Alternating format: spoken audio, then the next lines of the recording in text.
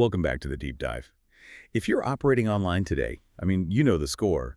It's hostile out there. Intensely hostile, yeah. We're seeing cyber threats, ransomware, espionage.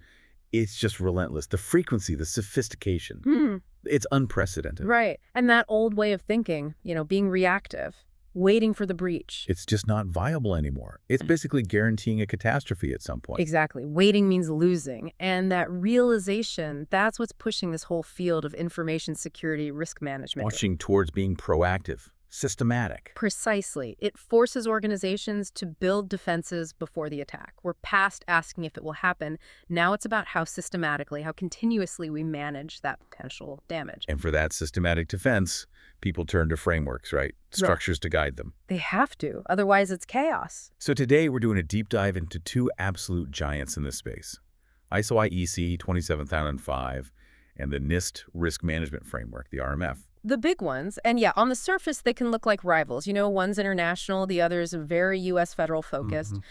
But let's just get this out there right away for you. Our core finding, that perceived rivalry, it's a false dichotomy. Okay.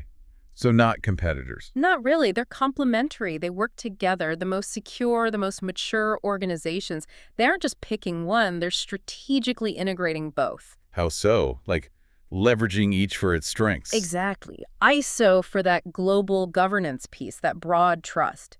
And NIST for the really rigorous, down-in-the-weeds, system-level execution. Okay, that sets a great mission for this discussion. It's not ISO versus NIST, it's ISO and NIST, building a better toolkit. You got it. All right, let's unpack this then. We'll start with the basics, like what even is risk management fundamentally. Then we'll break down ISO's process, that flexible global approach. To 5 steps, yeah. Then pivot to NIST RMF, the more prescriptive, lifecycle-driven one, the 7 steps. With that crucial ATO piece. Right. And finally, the really interesting part, how you can actually apply their combined strengths. That hybrid model? Sound good. Perfect. Let's dive in. Okay, before we get lost in the 5 steps versus 7 steps, let's establish the why. Why is risk management so critical? It's more than just an IT checklist, isn't it? Oh, absolutely. Far more. It's not a one-and-done exercise. It's dynamic, continuous. Always changing. Always. And crucially, it's a strategic business function. That means it's not solely IT's problem to solve. The responsibility goes right up to the executive suite. They have to own the risk decisions. Because the goal isn't zero risk, right? That's impossible. And probably bad for business anyway. You'd grind everything to a halt. The goal is managing risk down to an acceptable level, a level the business agrees on, aligns with its objectives. That alignment is key. If you spend $1 million on a control to prevent, say, $100,000 worth of potential damage, that's a strategic failure, even if the tech works perfectly. Precisely. You've wasted resources. So that decision-making process, it starts with defining what we're actually trying to protect. Which brings us back to basics. The fundamentals. Yep. The universally accepted core security objectives. CIA triad. Right. Confidentiality, integrity, and availability. The 3 pillars. Doesn't matter if it's ISO, NIST, or some other framework, they're all trying to safeguard these 3. Exactly. So confidentiality first, that's pretty straightforward. Making sure data is only seen by those who are supposed to see it. Think encryption, access control. Keeping secrets secret. Basically. Then integrity. This is about ensuring data is accurate, complete, that it hasn't been messed with accidentally or maliciously. Super critical for things like financial records, patient data. Yeah, you can't have those getting corrupted. Absolutely not. Yeah. And the third one, availability. Sometimes gets overlooked in the panic about breaches, but it can be the most immediate hit to operations, can't it? Definitely. Availability means authorized users can get to the information and systems when they need them.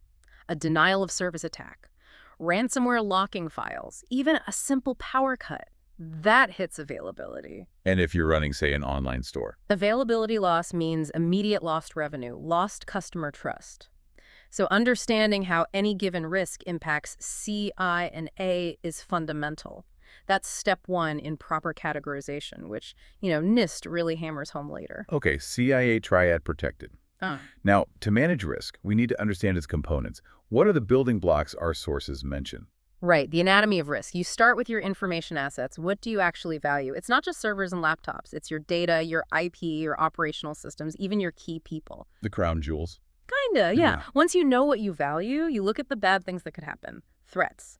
These are events that could cause harm, could be intentional like phishing or unintentional like a hardware failure. And for a threat to actually do harm, it needs an opening. Right. Exactly. That's the vulnerability. A weakness the threat can exploit. Unpatched software, weak passwords, misconfigured cloud settings. The list is long.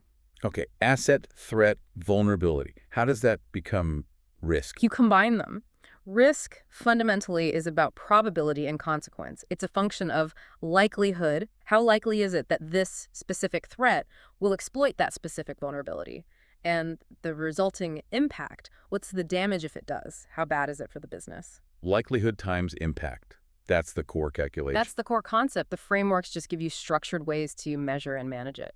And the need for these structured ways, it's not just academic. It's driven by how complex things are now, right?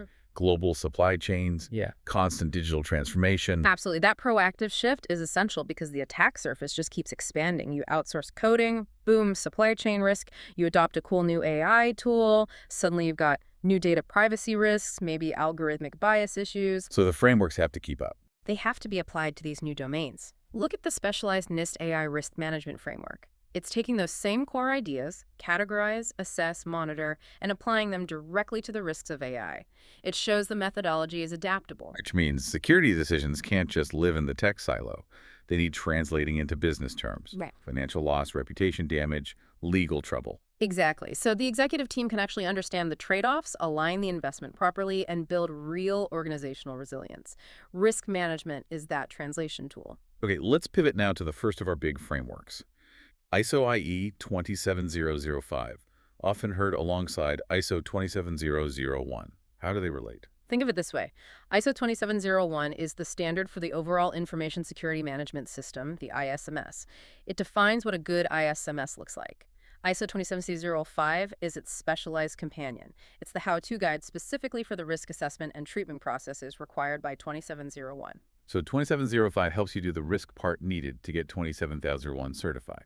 Exactly. It's globally recognized, known for being highly flexible, and it's very management-centric. It focuses on providing guiding principles, not super prescriptive checklists. And historically, this standard has roots going back a bit, doesn't it? It does, yeah. Its lineage traces back to an old British standard, BS 7799, from way back in 1995. Wow. It's evolved a lot since then, always aiming for that global relevance and flexibility. It's now aligned with the broader general risk management standard, ISO 31000. And because it's principles-based, the idea is that anyone can adapt it. Small startup, huge multinational, doesn't matter. Okay, let's get into the current version. ISO 2705.2022. It lays out a 5-step process. Methodical, cyclical, where does it start? Step 1. Context establishment. This is absolutely foundational, maybe the most strategically critical part. Setting the scene. Totally. You have to define your scope, what systems, what data, what processes are you actually looking at, get the boundaries right. If it's too vague, you'll drown in irrelevant details. Too narrow, you miss critical risks. And crucially, in this step, you define your risk acceptance criteria. You decide upfront what constitutes high, medium, low risk for your organization. What level of financial loss, reputational hit, or operational disruption are you willing to tolerate? so you're setting the benchmark right at the start. That criteria then guides everything else. Precisely, which leads to step 2, risk identification. And our sources mention the 2022 update brought in 2 complementary ways to do this. Why 2? Flexibility again. Exactly. Reflects the ISO philosophy. Organizations often need different views. So the first is the event-based approach. Think high-level, macroscopic. It focuses on broad threat scenarios. What happens if our main cloud provider gets totally compromised? Big picture stuff. Outcome-focused. Okay, the what-ifs. And the second approach? The asset-based approach. This is granular, microscopic. You take a specific critical asset like your customer database, and you systematically identify threats and vulnerabilities just related to that asset, like maybe insecure SQL injection flaws or unencrypted backups for that specific database. So one's top-down, one's bottom-up. Kind of. Organizations might use the event-based for talking to the board and the asset-based for the security teams doing the actual work. Makes sense. Once risks are identified, we analyze them. Step 3, risk analysis. This is where we figure out severity, right? Likelihood and impact, since it's like where subjectivity could creep in. It can, yeah. And the standard tries to provide structure to manage that. Traditionally, you had qualitative analysis using descriptive scales, high, medium, low. often based on expert judgment, what-if scenarios. It's quick, but yeah, subjective. The alternative being? Quantitative analysis, assigning actual numbers, estimating the precise financial loss from a specific breach type. This is much more objective, data-driven, but it's hard. It needs lots of data, complex modeling, can be very resource-intensive. So, hard to do well. And the 2022 update tried to bridge that gap. Yes, the semi-quantitative approach. This was a really important addition. It lets you blend the two. You might use historical data or statistics to get a numerical score for likelihood, maybe, but then use expert opinion, say, from the CFO or legal, to assign an impact rating or range. So more data-driven than just gut feel, but more practical than full quantitative. Exactly, a pragmatic middle ground. Okay, we've analyzed the risks, scored them. Now step 4, risk evaluation. How is this different from analysis? Analysis is about scoring the risk. Evaluation is about prioritizing it. You take that score you just came up with, whether it's high or $2 million estimated loss, and you compare it directly against those risk acceptance criteria you set back in step 1. Back to the benchmark. Right. This comparison is the decision point. Does this risk exceed our tolerance threshold? If yes, it's unacceptable and needs treatment. If no, maybe we just accept and monitor it. This ensures you focus your limited resources on the stuff that really matters most. Smart. Which brings us logically to step 5, risk treatment. Dealing with those unacceptable risks. What are the options here? 4 strategies. Yep, 4 main choices. First, the most common one, risk reduction or modification. This is implementing controls. Encryption, firewalls, better training, patching, anything to lower the likelihood or the impact. Makes sense. What else? Second, risk avoidance. Sometimes the best way to deal with a risk is to just stop doing the risky thing, like decommissioning that ancient, insecure server you can't patch anymore. Just get rid of it. Okay. Third. Risk transfer or sharing. Classic example is buying cyber insurance. You're transferring the financial impact. Or maybe outsourcing a function to a cloud provider, shifting some operational risk via contract. And the last one, sometimes overlooked. Risk acceptance or retainment. This has to be a conscious, documented business decision. You look at a risk, you look at the cost to fix it, and you decide, you know what, the fix costs more than the potential damage. We'll live with it. But you have to formally accept it. Absolutely. The 2022 update really emphasizes this. The risk owner, the person accountable for that asset or system, has to formally sign off, approve, and accept any residual risk that's left over even after controls are applied. Makes accountability super clear. And this whole 5-step thing isn't linear. It's a cycle, right? Yeah. Needs continuous monitoring. Totally cyclical. Constant monitoring, reviewing, reassessing, which means you need good documentation. What are the key documents ISO asks for? 2 main ones stand out. First, the risk register. This is your master list. Every risk identified, its score, who owns it, the treatment plan, current status. It's the living record, the single source of truth. Got it. And the second? The Statement of Applicability, or SOA. This is crucial for linking back to ISO 27001. It lists all the controls you've chosen, often from the ISO 27002 catalog, and justifies why you chose them and how they map to the specific requirements in ISO 27001. It's your proof of compliance. Let's make this real. The healthcare RM case study you mentioned, UK-based. Yeah. How did ISO help them practically? Yeah, it's a great example. They had the typical problem. Security was kind of messy, inconsistent, lots of spreadsheets, manual tracking, made proving compliance with health regs like HIPAA, ITITech really painful and slow. This is familiar for a lot of places. Right. So they adopted ISO 27001 and used 27005 for the risk process. Forced them to define that scope clearly, set those acceptance criteria consistently. What was the result? They moved from that fragmented mess to a streamlined, much more automated system using GRC tools. Audits became way simpler. But the bigger win, it built huge patient trust. And that became a competitive advantage. How so? When potential partners wanted to share sensitive data, Healthcare RM could point to their ISO 27001 certification as concrete proof of robust data protection. It actually opened doors to new business opportunities. The framework went from being a compliance headache to a genuine business enabler. Okay, so if ISO 27005 gives us that flexible, global approach for overall governance, let's switch gears to the NIST Risk Management Framework, or RMF. This one feels different, more structured. Prescriptive. That's exactly the right word. Descriptive. The NIST RMF, which you'll mainly find in Special Publication 837, is a very comprehensive, repeatable process. It's designed specifically for managing security, privacy, and now supply chain risks, primarily within U.S. federal information systems. So mandatory for government agencies. Mandatory for federal agencies and a huge number of their contractors. Anyone handling federal data often has to follow it. It's really the cornerstone of U.S. government cybersecurity. And its history ties back to legislation, right? FISMA. Correct. The Federal Information Security Management Act of 2002 mandated risk-based security for federal agencies.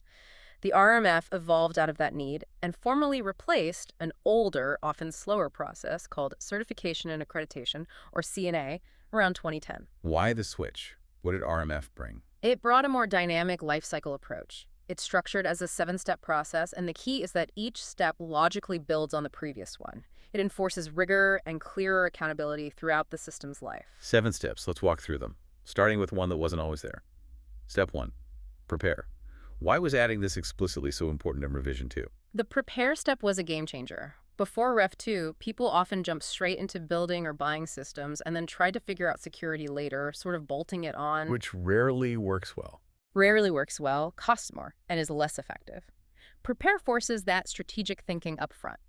At both the organizational level, like setting up security rules, policies, and the system level, understanding the mission context, potential threats before you build. The whole idea is to bake security in from the start. Without good preparation, the rest of the RMF just becomes a compliance drill. Makes sense. Get the foundation right. So after prepare comes step 2, categorize. Sounds like sorting things out. It is. It's about determining the system's importance, essentially. You classify the system based on the potential impact if its confidentiality, integrity, or availability were compromised. Using those low, moderate, high ratings. Exactly. For each of the C, I, and A, you assess the potential impact as low, moderate, or high. And here's the critical part. The highest rating given to any of those 3 determines the overall security category for the entire system. So even if C and A are low impact, if integrity is high impact. The whole system is categorized as high impact.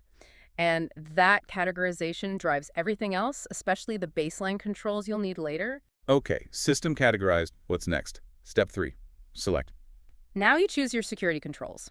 Based on the category from Step 2, you start with a baseline set of controls from another huge NIST document. SP 800-T3. This is the massive catalog of security and privacy controls. Hundreds of them, right? Hundreds. High-impact systems get a much bigger baseline set than low-impact ones. But you don't just take the baseline blindly. You then tailor those controls, adjust them, add specifics based on your actual system, its environment, and the specific risks you identified back in use. Prepare. Tailoring is key. Then you actually put them in place. Step 4, implement. Right. This is the doing phase. Building, configuring, writing the procedures, training the people. You deploy the controls you selected and tailored. And crucially, you have to document exactly how you implemented each control. This goes into a key document called the System Security Plan, or SSP. Why is that documentation so vital? Because it's the evidence for the next step. If you run into issues during implementation, if a control isn't working as expected, this is also the phase where you adjust and fix it. Okay, controls are in, documented, now the moment of truth. Step 5, assess. Exactly. And this is where NIST's rigor really shows. The assessment must be done by an independent assessor or team, someone not involved in building or operating the system. Why the independence? Impartiality. Yeah. Objectivity. They evaluate the controls you implemented in Step 4, checking if they're in place, operating as intended, and producing the desired outcome. They test things. And document the results? Yep. Findings go into a security assessment report, asks S&R. If they find weaknesses or controls that aren't working right, those deficiencies get documented in a plan of action and milestones, the POA&M. That spells out what's wrong, how you'll fix it, and when. Okay, that assessment package, the SSP, SANR, POA&M, feeds the really big decision, right? Step 6, authorize. This is the absolute climax of the RMF process. A senior official known as the authorizing official, or AO, usually a high-level executive with real organizational clout, reviews that whole package. And they make the call. They make the call. Based on the evidence, they decide whether the remaining risk, the residual risk after all controls are considered, is acceptable. If it is, they grant the formal authority to operate the ATO. That sounds like a big responsibility for the AO. Huge. They are personally signing off, accepting that risk on behalf of the organization. If that system gets breached later, the AO is the one who accepted the risk level. It drives serious accountability. That personal sign-off feels like a major difference from ISO's more management system focus. It is very distinct. And finally, after the ATO, you don't just walk away. Step 7, monitor. This makes it a true life cycle. Security isn't static. So monitor is about continuous vigilance, patching systems, scanning for new vulnerabilities, updating controls as threats evolve, periodically reassessing risk, maybe even reauthorizing eventually, keeping that security posture strong over time. Now, this 7-step process, especially that ATO, sounds like it could be slow, bureaucratic even. We heard traditional ATOs could take months. Yeah, that was a major criticism. 9 months, sometimes longer. Totally at odds with modern, fast-paced software development, like Agile or DevOps. But there are ways to speed it up. The Kessel Run example from the Air Force. Kessel Run is fascinating. They basically hit that wall. The slow RMF process was hindering their ability to deploy critical software updates quickly for missions. So what do? Ditch the RMF. No, and this is the cool part. They didn't ditch it. They transformed it. They leaned heavily into DevSecOps principles. They invested massively in process engineering upfront and, crucially, in software automation. Automating the checks, the evidence gathering. Exactly. Automating control testing, vulnerability scanning, compliance documentation generation. By doing that, they created what they called a continuous authority to operate, or CADO, meaning they could push out new code, new features rapidly, sometimes multiple times a day, with security checks integrated and automated throughout the pipeline. The RMF went from being a bureaucratic blocker to a security enabler for speed. It proves you can do prescriptive security in an agile way, but it requires serious commitment to automation and process improvement. Okay, this is where it gets really interesting. We've looked at ISO 27005, we look at NIST RMF. Now let's put them side by side. You said earlier they're complementary, not rivals. Let's unpack that. Right. The core differences really stem from who they're primarily built for and where, their audience and jurisdiction. ISO being the global one. Exactly. ISO 27005 is designed for any organization, anywhere in the world, that wants that internationally recognized, certifiable proof of good security governance. Its methodology reflects that it's principles-based, flexible, gives you guidelines. Whereas NIST RMF is much more specific. Very specific. It's U.S.-centric. Mandatory for federal agencies, and by extension, many companies that work with them. It's focused on achieving very detailed system-level rigor and getting that formal sign-off, the ATO. And it's prescriptive. Highly prescriptive. It tells you what steps to take, and it's tightly linked to that enormous SP 853 control catalog, which, frankly, can be overwhelming for smaller companies outside that federal space. Okay, audiences differ. What about the processes? ISO have 5 steps, NIST have 7. Looks different. Looks different, but if you map the underlying activities, the logic is remarkably similar. The step counts are just about granularity. How so? Let's map them. Okay, ISO Step 1. Context establishment defining scope, criteria that lines up almost perfectly with the strategic planning in NIST Step 1. Prepare, getting the foundation right. Right. Then the risk assessment part. ISO bundles risk identification, analysis, and evaluation into steps 2, 3, and 4. That whole process of finding risks, scoring them, deciding if they're acceptable, that broadly maps to NIST's Step 2, categorize, sizing up the system's impact, and Step 3, select, choosing the baseline controls based on that category. It's the understanding the risk phase. Okay, and then taking action. This is where NIST breaks it down more. ISO's broad Step 5, risk treatment, deciding how to handle unacceptable risks, corresponds to 3 distinct NIST steps. Step 4, implement, actually deploying controls. Step 5, assess, that crucial independent validation. And Step 6, authorize the formal executive ATO sign-off. So NIST adds specific gates for implementation, independent checks, and formal approval. Exactly. It enforces accountability points that ISO leaves more to the organization's internal processes or audit functions. And the final piece, keeping it going. That aligns perfectly. ISO's requirement for continuous monitoring and review is essentially the same goal as NIST's Step 7, monitor. Both recognize security isn't a one-time project, it's ongoing vigilance. So fundamentally, it's the same cycle.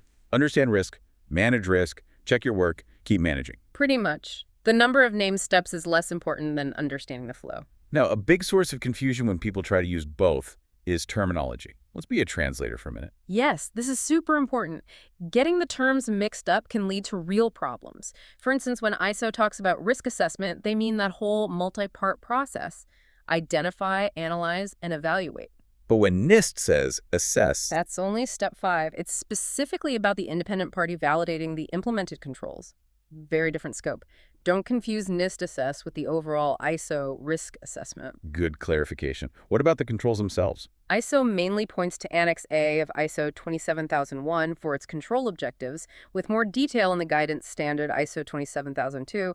NIST uses that massive, highly detailed NIST SP 853 catalog. The concepts overlap a lot, access control, encryption, etc. But 853 goes into way more specific detail and prescription. And the paperwork, the key documents. ISO relies heavily on the risk register, tracking everything, and the statement of applicability, SOA, linking controls to requirements.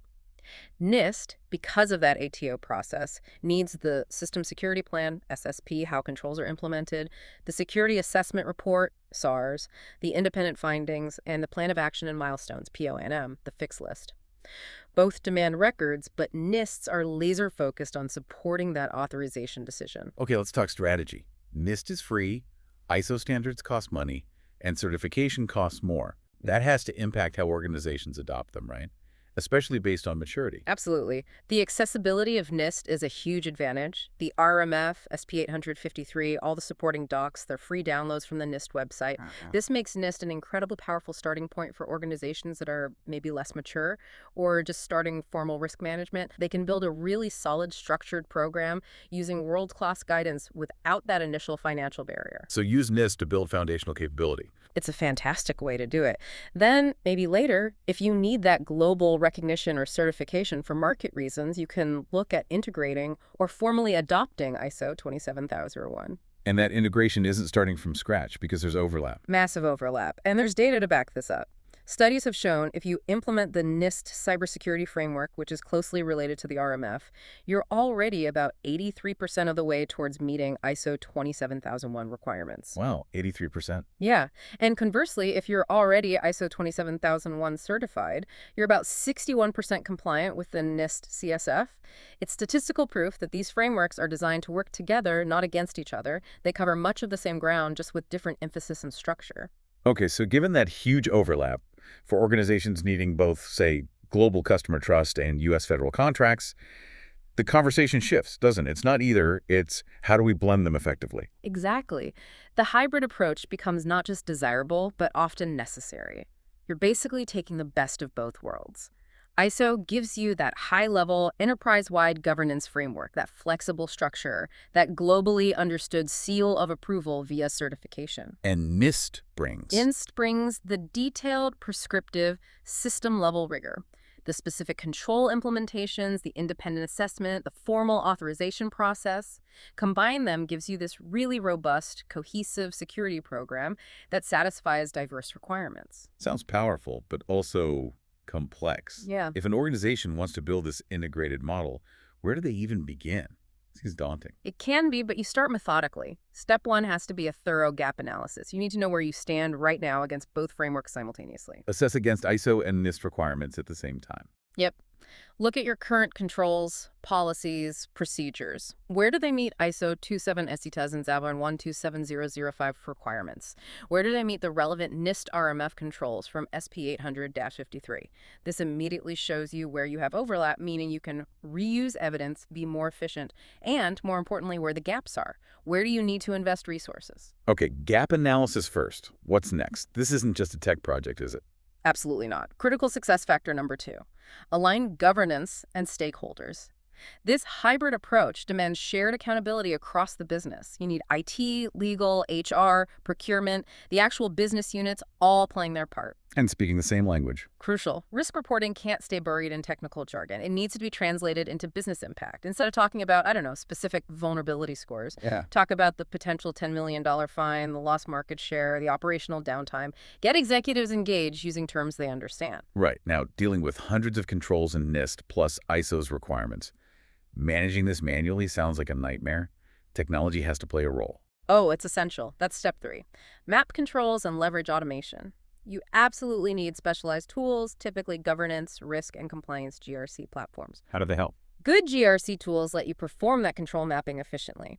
You can take a single control you've implemented, let's say multi-factor authentication, and map it as evidence satisfying specific requirements in both NIST SP 853 and ISO 27001 Annex A. So implement once, get credit twice. Exactly. It massively reduces duplication of effort and simplifies evidence collection for audits, and, critically, enables continuous monitoring across your entire unified control set.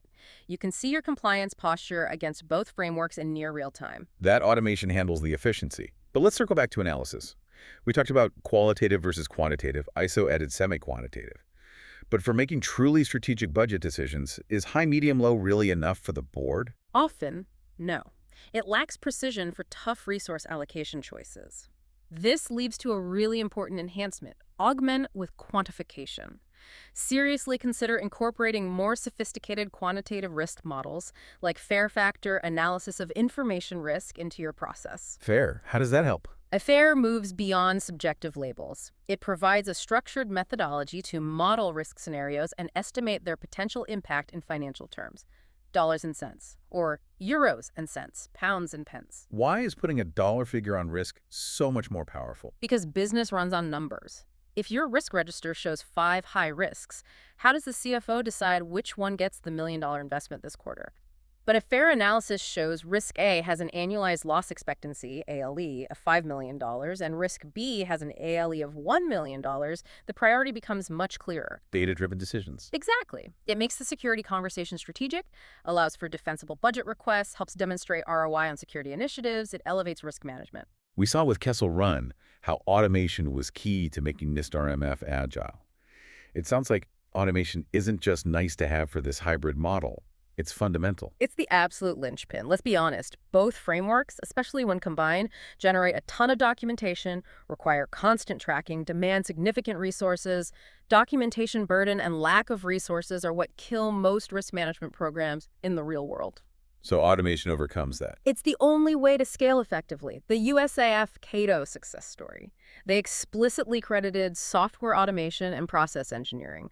Automation is essential for that continuous monitoring piece, for streamlining evidence gathering via GRC tools, for managing risk across potentially hundreds or thousands of systems without grinding to a halt. It's what makes continuous agile security possible. Okay, looking ahead, we've got new tech like AI exploding, new regulations like the EU's NIS2 directive coming online. Are these frameworks, ISO and NIST, built on principles from the 90s and 2000s, still relevant? Absolutely. The core principles are timeless. Identify your assets, understand threats and vulnerabilities, assess the risk, treat the unacceptable risks, monitor constantly. That fundamental loop, it doesn't change. Just the context changes. Exactly. New technologies like AI, new regulations. They just change the scope of what assets you need to consider, what threats are relevant, what controls might be needed. The NIST AI RMF shows this, applying the same risk logic to a new domain. The future demands that organizations master this kind of strategic integration, this continuous adaptation fueled by automation. Those that do, they'll build genuine digital trust and resilience, and that's becoming a massive competitive differentiator. #outro. Wow, that was a really comprehensive deep dive. We covered a lot of ground comparing these two giants. Let's try and synthesize the main takeaways for everyone listening. Sounds good. I think the core conclusion really holds. These frameworks are complementary, not competitive. Yeah. ISO 2705 gives you that principles-based, flexible guide for global enterprise governance and achieving that certifiable ISMS. The big picture trust element. Right. And NIST RMF provides the prescriptive system-level blueprint for rigorous technical execution, independent assessment, and that formal ATO, especially vital in the U.S. federal space. The detailed execution piece. Exactly. And when you integrate them smartly, leveraging automation, you get a really powerful, efficient combination covering both strategic governance and tactical security. So, final recommendations for our listeners. What should they be doing now? First, fundamentally, adopt that proactive, risk-based mindset. Security isn't just tech, it's strategic, it's continuous, it's owned by the business. Second, pick your starting point based on your needs and maturity. NIST is a fantastic free resource to build capability. ISO is your path if you need that global certification. But ultimately, aim for integration. Ultimately, yes, for mature organizations. Yeah. And critically, embrace automation. Map controls between frameworks using GRC tools, and foster that cross-departmental ownership. Risk decisions can't live solely within IT. Okay, so what does this all mean as we look forward? We touched on how these frameworks are adapting, like with the NIST AI RMF dealing with a emerging tech. Yeah, and that brings us right back to the edge of current challenges. It leads to a really provocative thought for you to consider. Lay it on us. Given everything we've discussed, the need for continuous monitoring, the drive for agility shown by Cato, the inherent adaptability of these risk principles, how should organizations realistically adapt these core ideas from ISO 27005 and NIST RMF, things like control selection, independent assessment, continuous monitoring, clear accountability, to proactively get their arms around the unique and rapidly emerging risks from widespread generative AI? We're talking ethics, data leakage, prompt injection, model bias. How do these proven frameworks help us tackle that specific fast-moving challenge right now? That's where the rubber meets the road for applying these fundamentals today.